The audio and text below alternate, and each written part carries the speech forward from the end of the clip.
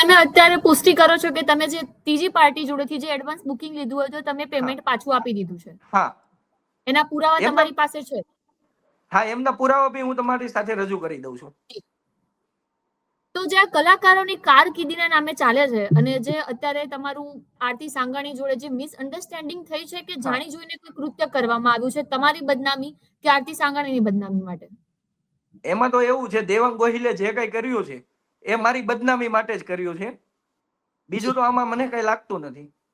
કારણ કે વાત સામે આખી ક્લિયર છે કે પાર્ટી જે મારી હતી એમને મેં ટોકન રિટર્ન આપી દીધેલું છે. એમને કોઈ મારા સાઈડથી એતરાજ નથી.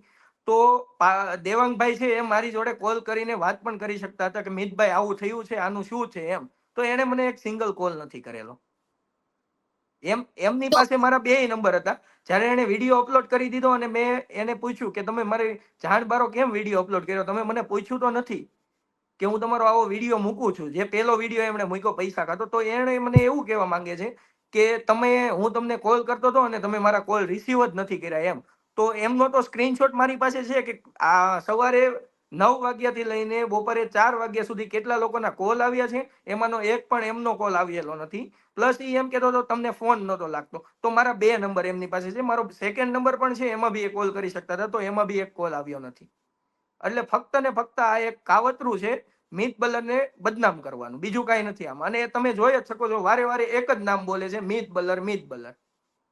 આપના પોતાના પ્લેટફોર્મ લલકારને લાઈક કરો, ફોલો કરો, સબસ્ક્રાઇબ કરો અને શેર કરો.